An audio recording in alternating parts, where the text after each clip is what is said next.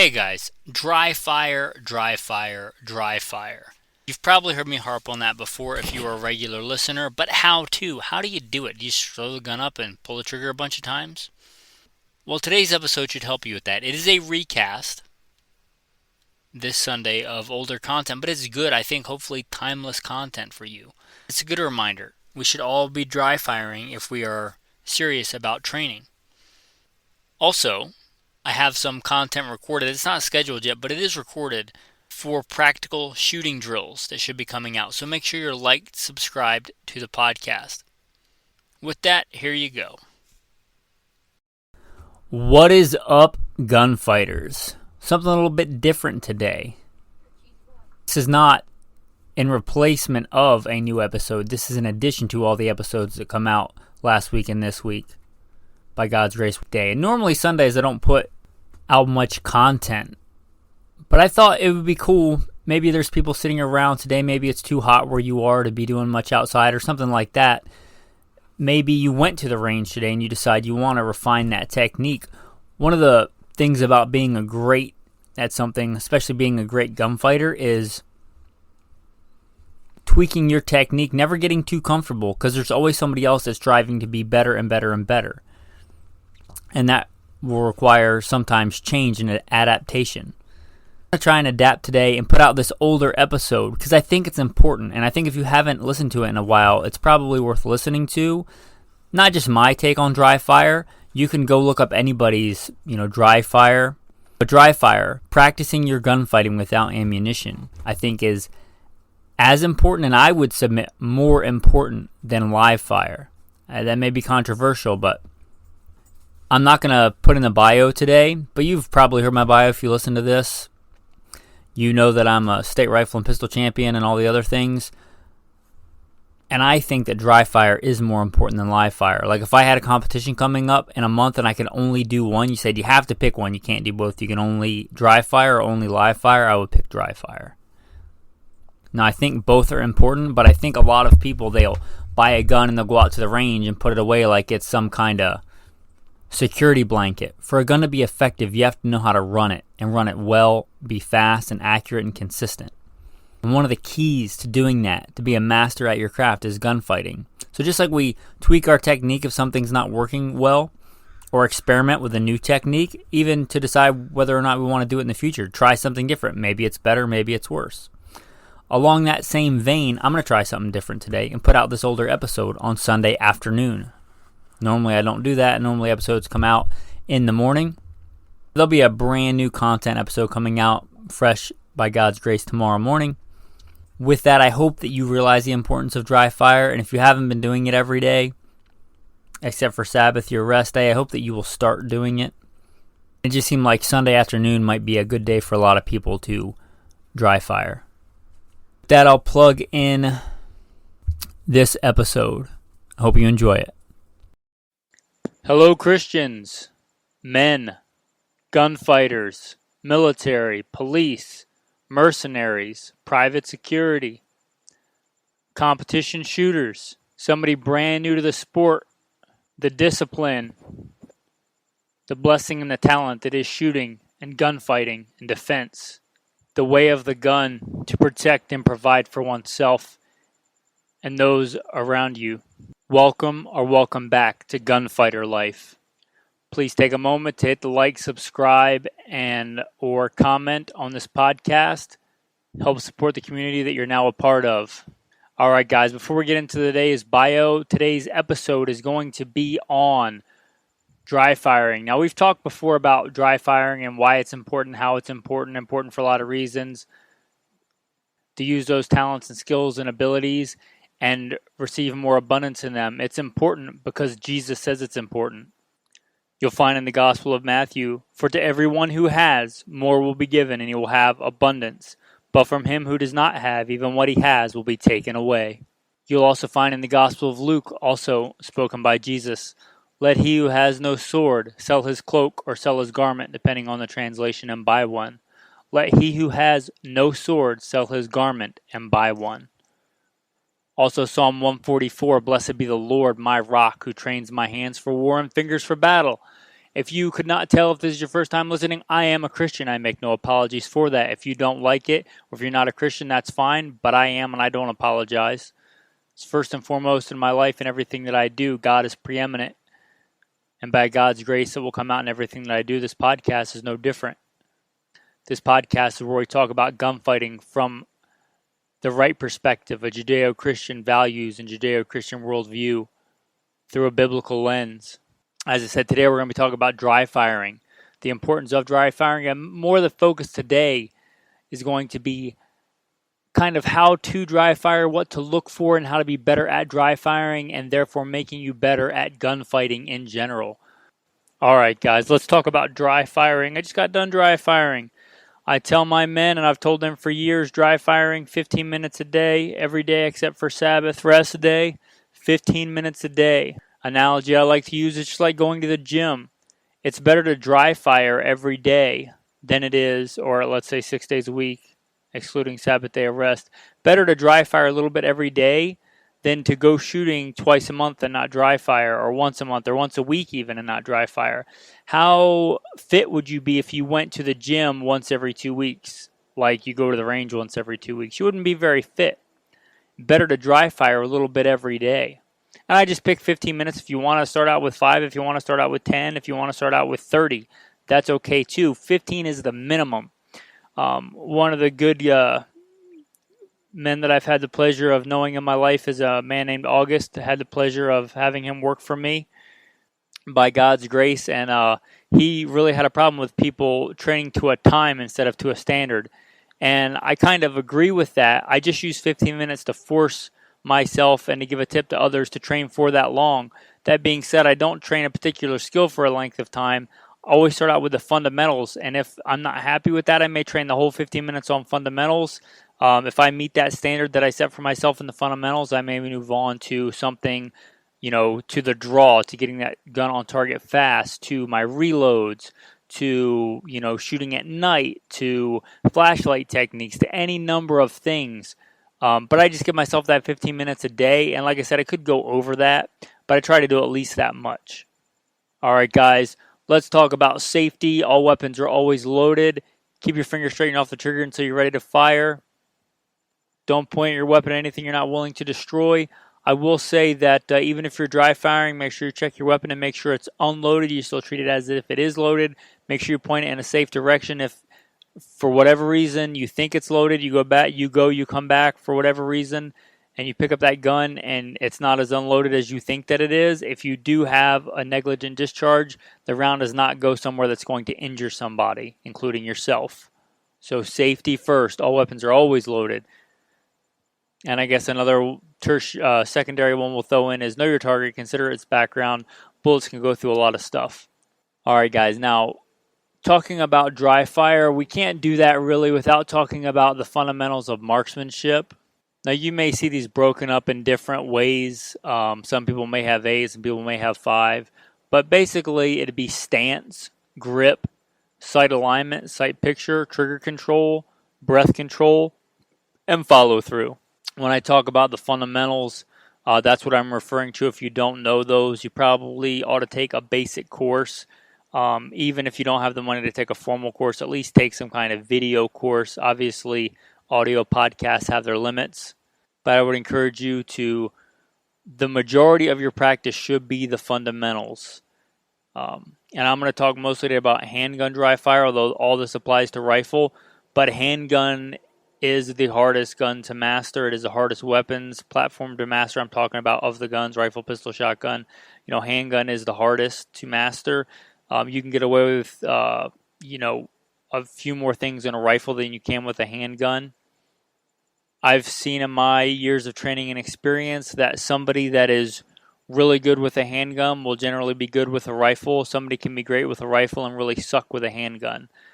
For those reasons, I encourage you to spend the majority of your time training with the fundamentals on a handgun if you can. If you live somewhere where handguns aren't really an option because, state laws have made it all but, impractical to even carry a handgun on you, or let's say you're 18 and you aren't allowed to have a handgun until you're 21, something like that. It may not apply, but in general, spend the bulk of your time training on a handgun. If you have great trigger control and great sight alignment, sight picture, follow through on a handgun, you generally will on a rifle as well. You still have to work on, a different little minutia, but if you're a great handgun shooter, you'll in general be a very good rifle shooter as well. So when I'm talking about the fundamentals, okay, I've heard it broken down. One of the books that I bought in, the training library, so to speak, number one is the Bible, but this book is very good. It's called The Guerrilla Gunfighter, and I've got version 2, or the second volume, The Guerrilla Gunfighter by John Mosby. And I read something he put so succinct, and it's, it just struck a chord with me, because one of the things I say in a couple of different ways, especially in Simple Man Sermons and other podcasts done here, is simple and powerful truth. Shooting is simple. You put the sights on target properly aligned and you hold them there until after the shot breaks. I don't know his exact quote, but it was something like that. To be a great shooter, you put the sights on the target and you hold them there until after the gun goes off. That's really all that it is. Very simple, but takes a lifetime of practice and dedication and mastery to do that. When you have an explosion going off in front of your face, it is not easy to hold the gun completely steady without influencing it.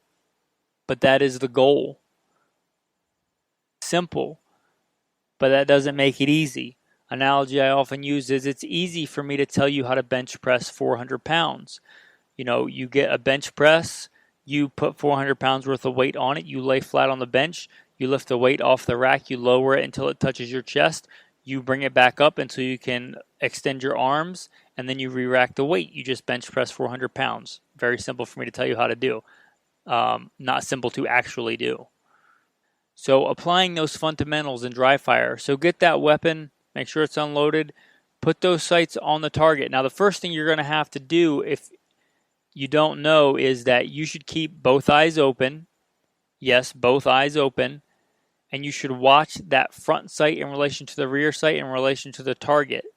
And you want that when that shot breaks, whatever it is, a Glock, a Beretta, a 1911, you should just hear a click, and you should see no movement in this perceptible movement in the sights. Obviously, we're human. The earth is moving. We're breathing.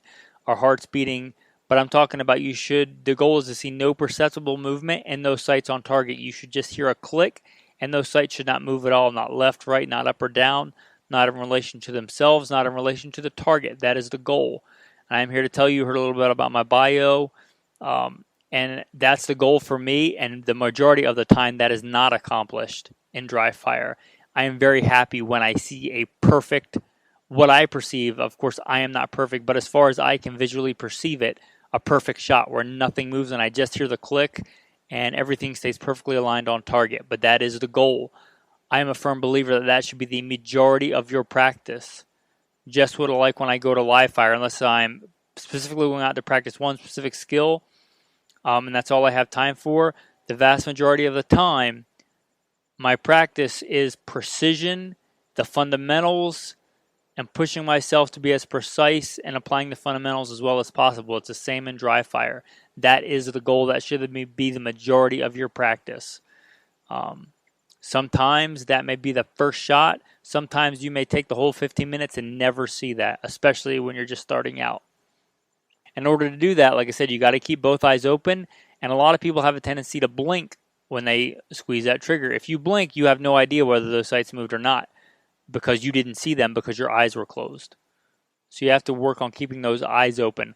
A little pro tip for that, it may sound silly, I did it a lot in competition shooting, but keep both eyes open, hold the gun in front of your face with your dominant hand or your weak hand, doesn't really matter. Watch that front sight and slap yourself in the face. Do it repetitively until you can keep those eyes open. And then see what that looks like, and then go to dry fire and make sure you're doing the same thing, that you're keeping those eyes open. If you're going to the range and live firing, or if you have a buddy when you're dry firing, you can have them watch you and watch your eyes to make sure that you're not blinking. But like I said, simple, but it takes a lifetime of dedication to master and to continue to remaster and to get better. But that's the goal. It may take you, 100 presses to get that perceivably perfect press. and then it may take you 75 and then 50, and then you may get it to a while, you may plateau, and it may be 2 out of every 10. You may do that for years before you get to where most of them are great shots. But I am a firm believer that should be the bulk of your dry fire practice. When I talk about dry fire, that's what I'm talking about. And then from there, your second most fundamental. To apply those fundamentals, you have to get your gun into action. That famous quote, speed is fine, but accuracy is final. You got to be accurate first. There's a saying, you can't miss fast enough to win. And you'll see in the Rifleman's Creed, it's the hits that count. But also, if you get a great shot, but it takes you twice as long and there's somebody else shooting at you, you need to be able to get that gun into action fast. So your next thing you should work on is getting that gun into action fast, whether that's to draw with a pistol, getting it from whatever kind of holster you normally run, getting that gun into action quickly. That should be the next thing that you practice once you're comfortable with your fundamentals. And, a great shooter can shoot really accurately, and a great shooter can shoot fast. And I believe a master knows when to balance those two and can balance those two seamlessly. That's a master of that craft. So work on getting that gun into action quickly. And one thing to do that, a lot of people, especially newer shooters, think that to shoot really fast, they have to move really fast. But first, as we've talked about previously, try and iron out all that superfluous movement. Try and do as little movement as it takes to get that gun from in the holster to that front sight being on target and properly aligned, and giving it a slow, steady press on that trigger. Ironing out all that extra movement. Work on that, and only then work on the speed and then, pressing the gas. But if you're doing a bunch of extra movement really, really fast, you're just inefficient. One of the keys to shooting accurately is doing consistency, the same thing over and over again. One of the keys to speed is being concise and not doing anything superfluous. So work on that. Strive for that mastery. And then once those two things are together, then you can balance. Get your little tiny precise target, whatever distance that you shoot at for that precision, and then get a slightly bigger target and work on getting that gun on that target faster. And then maybe get some different targets at different distances and see how fast you can get that sight on target and keep it there through the firing cycle. Assuming your gun sighted in and it's not broken, you don't need to actually fire a round to do any of this. You don't actually need to go to the range. You should go to the range periodically to test out your equipment and to make sure these skills are actually working and there's nothing that's showing up in live fire and not in dry fire. But reason with me this, man. Reason with me as professional gunfighters, as whatever you are. If that gun is sighted in, assuming that gun is shooting point of aim, point of impact, if that front sight, if that reticle, if that red dot, whatever it is, if you put that sighting system there and hold it there through the firing cycle, then that's the only place that shot can go, is where that front sight is. You might have a general idea if you can call your shot, like you may have seen a little circular movement in your front sight, but as long as that front sight did not move out of the acceptable target zone, you know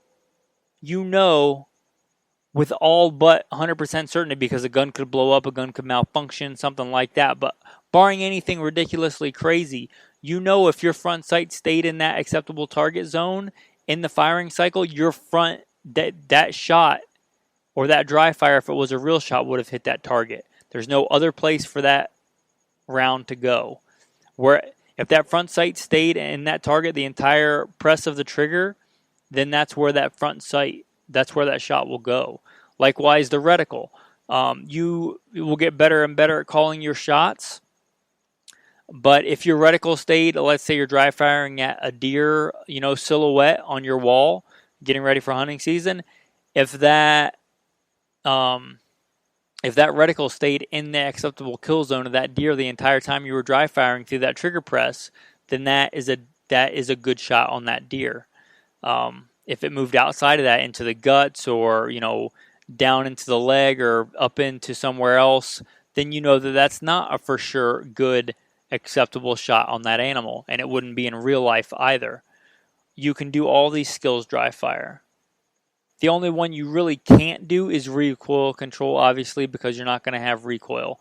But recoil control, you got to do that live fire. But pretty much every other skill, if you're practicing the draw, you can practice that dry fire. If you're practicing your fundamentals, you honestly usually will do better at practicing the fundamentals dry fire than live fire. So when I talk about dry fire and its importance, that's really what I'm talking about. That's the essence of it.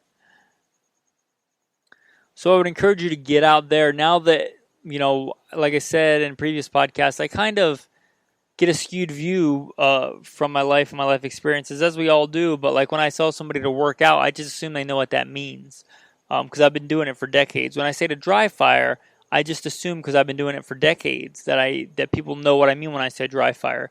But if you don't, or if you do, hopefully this is a refresher and a reminder of how important that it is.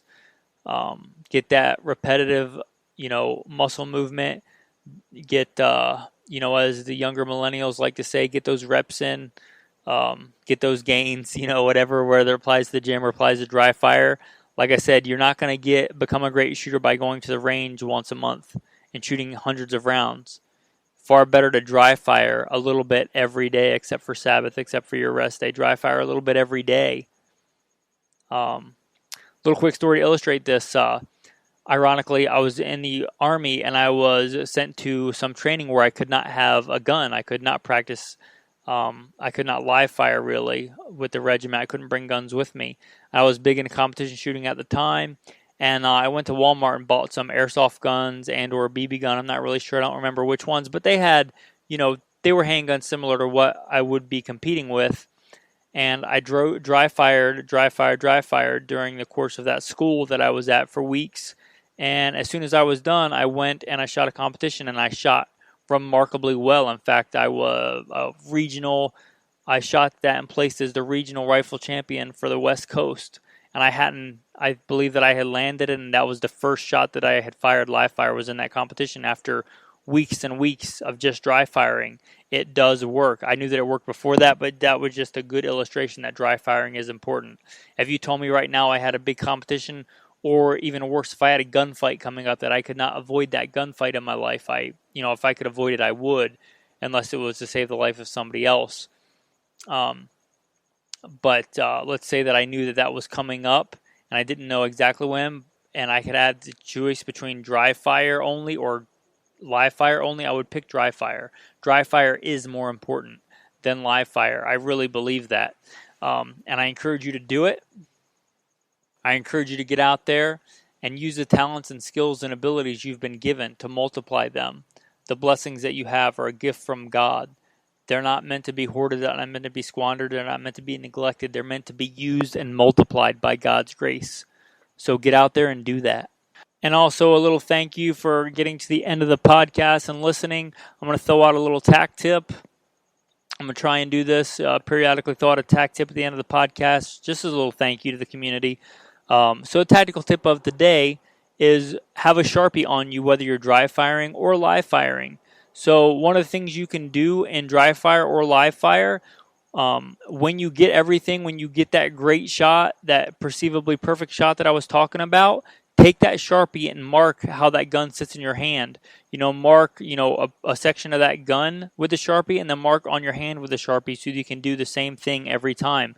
Likewise with your trigger finger. Mark on both sides of your trigger finger where that trigger is on your finger, that front sight did not move at all left or right. Mark your hands where they are in relation to each other. So your support hand and then where it is on your firing hand, where that relationship is, so you can repeat that. That Sharpie ought to last a day or two, and if you're dry firing every day, you can renew that every day. So that's a little thing like we talked about. Consistency is one of the keys to being an accurate shooter. So that Sharpie, having that on you, it also comes in handy for a lot of other reasons when you're out at the range, marking your target, when you're trying to sight in a rifle. For a myriad of things, I don't think you'll ever regret having a Sharpie on you. So when you're dry firing and live firing, have that Sharpie handy. So there's my tack tip for the day, guys. Thanks for listening. Have a blessed day. All right, back to the present. Hope you enjoyed that recast. Today's tactical verse of the day is coming at you from one of our patrons. I don't think he'll mind me reading this. I won't say who it is because I didn't get their permission first, but that's part of Patreon. We have a group chat, a virtual tribe where we help each other out as men, as gunfighters on this walk of life. And this is the verse that he shared today.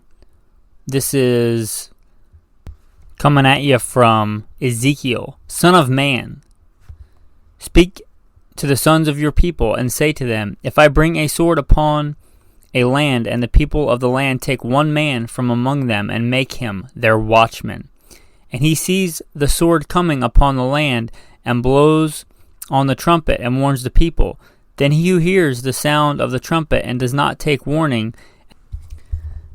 and a sword comes and takes him away, his blood will be upon his own head.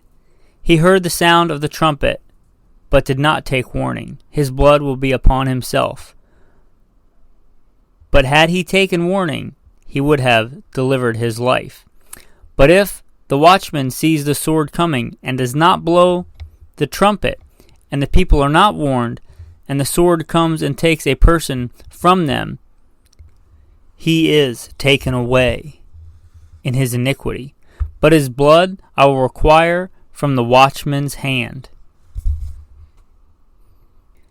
Now as for you, son of man, I have appointed you a watchman for the house of Israel. Well, men, that's a tactical verse of the day. Appreciate the patron who sent that. Are you called to be a watchman of your fellow man? Are you called to stand ready? Are you called to bear the sword?